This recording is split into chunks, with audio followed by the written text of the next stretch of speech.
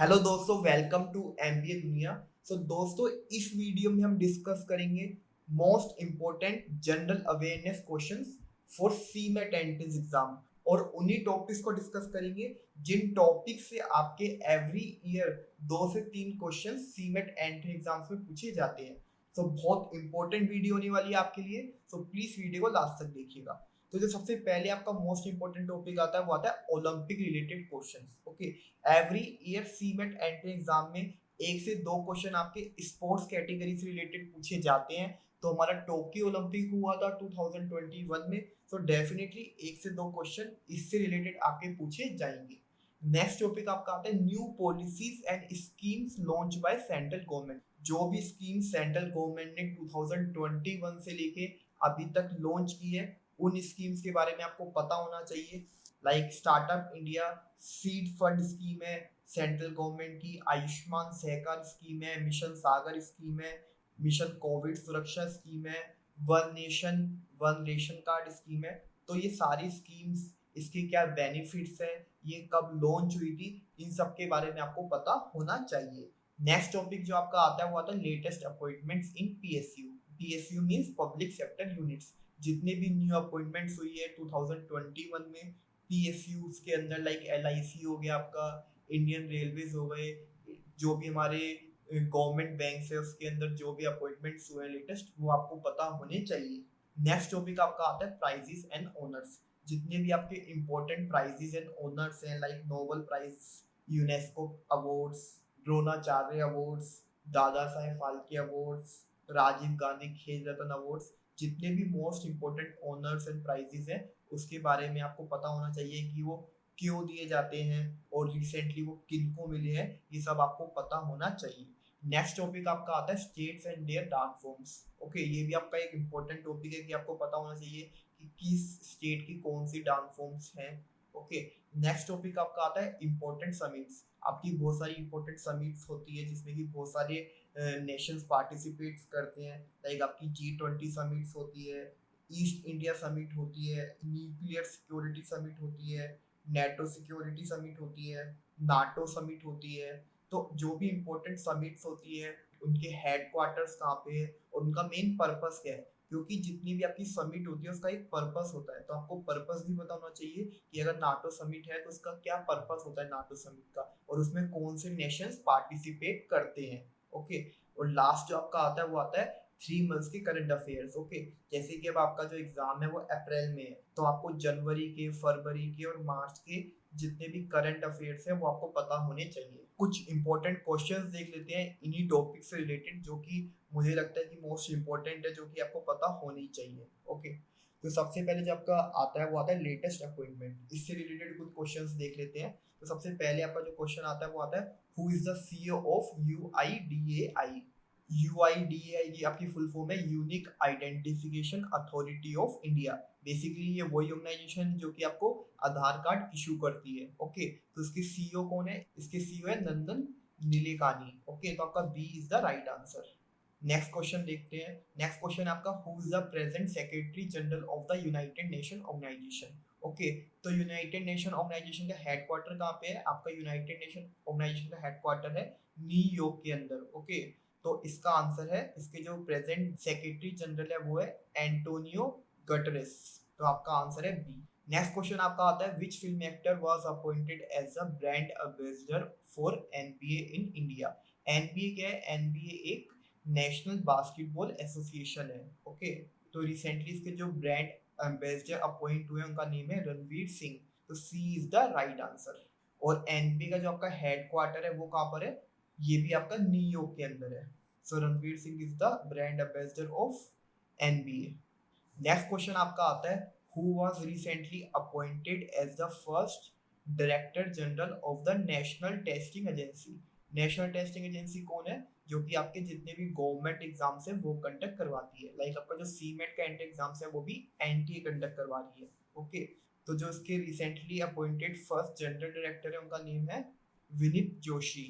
तो D is the right answer. Next question आपका आता है who has been appointed as a chairman and chief executive officer of the railway board on 1st Jan 2022. Okay, तो किनको appoint किया गया as a chairman and CEO of the Railway Board? इनका name है VK Tripathi. तो C is the right answer. Next question आपका आता है in October 19 who has been appointed as the secretary of the ICC men's cricket committee? तो किनको as a secretary appoint किया गया है आईसीसी मेंस क्रिकेट कमेटी का? उनका नेम है Jay Shah, who is the son of Amit Shah. तो B is the right answer. और हमारे प्रेसिडेंट कौन है आईसीसी मेंस क्रिकेट कमेटी के? उनका नेम है सौरभ गांगुली। ओके, तो Jay Shah is the secretary of ICC men's cricket committee and Saurabh Ganguly is the president of the ICC men's cricket committee. Next question आपका आता है who has been taken charge as the managing director of LIC in October 2021? तो किन्होंने charge लिया है as a managing director of LIC? इनका नाम है B C Patnaik. तो C is the right answer. Next question आपका आता है who has been appointed as the new chief executive officer of the Vistara airlines? Okay, तो इनका नेम है विनोद कानन। विनोद कानन को अपॉइंट किया गया सीईओ ऑफ विस्तारा एयरलाइंस। और विस्तारा एयरलाइंस की ओनरशिप किसके पास है? विस्तारा एयरलाइंस की ओनरशिप है टाटा ग्रुप के पास। तो D is the right answer. Next question आपका आता है who is the current chief of the Indian army? Indian army के चीफ कौन है? मनोज मुकुंद नरावाने। तो A is the right answer. So next जो हमारा मोस्ट इंपोर्टेंट टॉपिक आता है वो आता है इंपोर्टेंट आर्टिकल्स। एवरी ईयर एक से दो क्वेश्चंस आपके सीमेट एंटी एग्जाम्स में पूछे जाते हैं आर्टिकल से रिलेटेड। तो सबसे पहले जो आपका आर्टिकल आता है वो आता है आर्टिकल 12 टू आर्टिकल 35। ये क्या स्पेसिफाई करता है? ये स्पेसिफाई करता है हमारे फंडामेंटल राइट्स को जो हमारे पास अवेलेबल है। ओके, नेक्स्ट जो हमारा आता है वो आता है आर्टिकल 36 टू आर्टिकल 51। ये स्पेसिफाई करता है directive principles of state policy.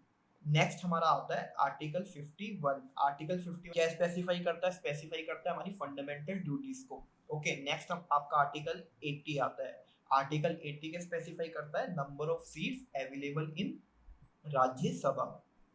Okay, next आपका आता है आर्टिकल 81। ये क्या स्पेसिफाई करता है? Number of seats in Lok Sabha. Next आपका आर्टिकल आता है 343। ये क्या स्पेसिफाई करता है? Hindi as a official language. Next आपका आर्टिकल आता है आर्टिकल 356। ये क्या स्पेसिफाई करता है? Imposition of president rule in states. Okay, next आपका आर्टिकल आता है 370। ये तो मोस्ट पॉपुलर आर्टिकल है आपका। ये स्पेसिफाई करता है special status to Kashmir. Okay, तो ये मोस्ट इंपोर्टेंट आर्टिकल्स हैं आपके जो कि आपको पता होने चाहिए। नेक्स्ट जो आपके क्वेश्चन आते हैं वो आता है टोक्यो ओलंपिक से रिलेटेड। एवरी ईयर जैसे कि मैंने आपको बताया है कि एक से दो क्वेश्चन आपके गेम्स रिलेटेड पूछे जाते हैं।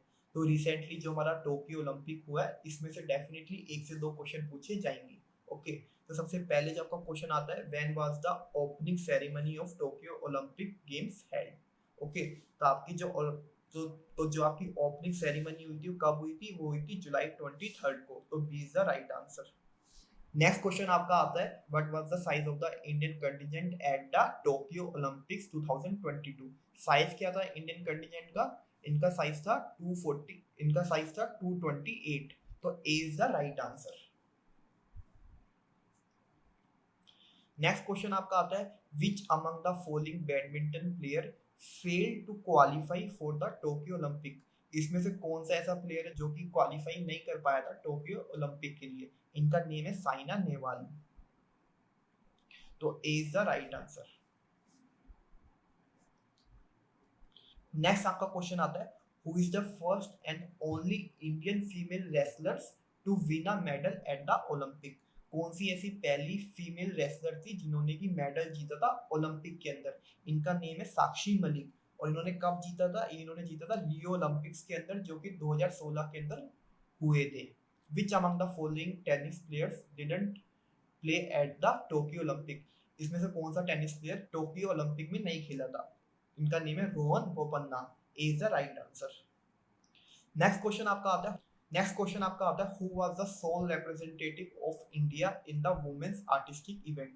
इनका नेम है Pranati Nayak. C is the right answer. Next question आपका आता है how many Indian track and field athletes qualified for Tokyo Olympic? Okay, तो टोटल कितने Indian track and field athletes qualified हुए थे टोक्यो ओलंपिक के लिए? तो इसका आंसर है 26। तो टोटल आपके 26 एथलीट्स क्वालिफाइड हुए थे टोक्यो ओलंपिक्स 2020 के लिए। ओके, तो C is the right answer.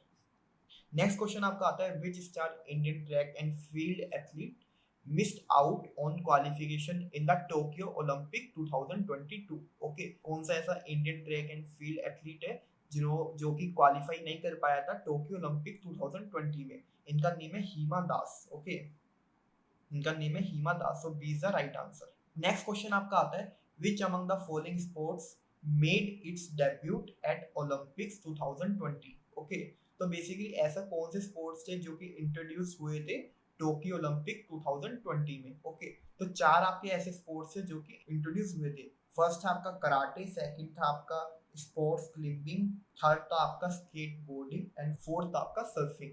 तो A is the right answer, karate. तो ये थे most important questions related to sports category. इसके अलावा आपको ये भी पता होना चाहिए कि हमारे पास कितने मेडल्स आए थे। ओके, नेक्स्ट टॉपिक जो आपका आता है वो आता है states and their dance forms. ये भी एक मोस्ट इंपोर्टेंट टॉपिक है सीमेट एंड एग्जाम के लिए। एवरी ईयर एक से दो क्वेश्चन इससे रिलेटेड पूछे जाते हैं। ओके, तो सबसे पहले जो क्वेश्चन आपका आता है वो आता है, Bharatanatyam is the dance form of which state? Bharatanatyam कौन से स्टेट की डांस फॉर्म है? यह तमिलनाडु की। ओके, तो C is the right answer. Next question आपका आता है, Bihu is the dance form of which state? Bihu Assam की डांस फॉर्म है। ओके, तो B is the right answer. So B is the right answer.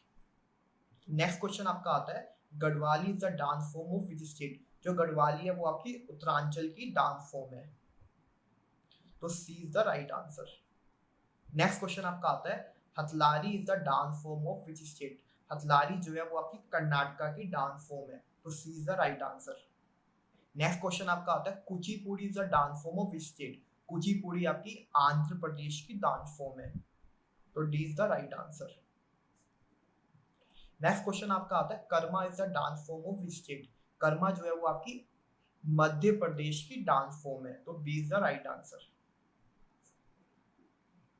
Next question आपका आता है, Khantum bamboo dance is the dance form of which state? Okay, ये आपकी मिजोरम की। तो C is the right answer. Next question आपका आता है, Laho is the dance form of which state? तो लहो जो है वो आपकी मेघालय की डांस फॉर्म है। नेक्स्ट क्वेश्चन जो आपका आता है वो आता है प्राइस से related. Okay, so in which year the first Nobel prize was awarded? इसका आंसर है 1901। ओके, तो C is the right answer. तो जो आपका लास्ट क्वेश्चन आता है वो आता है, who was the first Nobel prize winner from India? India से सबसे पहले नोबेल प्राइज किसने जीता था? उनका नेम था रविंद्रनाथ टैगोर। इन्होंने जीता था लिटरेचर फील्ड में। Okay, so D is the right answer. So दोस्तों ये थे most important topic related to general awareness section. Okay, जितने भी टॉपिक्स हमने डिस्कस किए हैं, हर टॉपिक में से आपको एक से दो क्वेश्चन मिलेंगे आपकी सीमेट एंट्रेंस एग्जाम के अंदर। इसके अलावा हमने 500 मोस्ट इंपोर्टेंट क्वेश्चंस और कवर किए हैं जनरल अवेयरनेस सेक्शन के अंदर, जो कि आपको हमारे सीमेट क्रैश कोर्स के अंदर मिलेंगे। ओके, तो अगर आप एक सीरियस कैंडिडेट हैं और एक्सपेक्ट कर रहे हैं 95 प्लस स्कोर करने का, तो आप हमारे क्रैश कोर्स के अंदर एनरोल कर सकते हैं। इसमें आपके जितने भी सेक्शंस हैं like innovation and entrepreneurship, English, logical reasoning, maths, okay, जितने भी आपके सेक्शंस हैं, इन सारे सेक्शंस को बेसिक से लेके एडवांस तक कवर किया गया है। आपको सारी कॉन्सेप्चुअल वीडियोस मिलती है। आपके जब सारे टॉपिक्स कवर हो जाते हैं तो आप मॉक टेस्ट दे सकते हैं। तो बेसिकली उन स्टूडेंट्स के लिए प्रोग्राम को डेवलप किया गया है जो कि 95 या 99 परसेंटाइल स्कोर करना चाहते हैं। ओके, तो अगर आप इंटरेस्टेड है तो हमारी वेबसाइट mbadunia.in पर जा सकते हैं और एनरोल कर सकते हैं। Okay, thank you.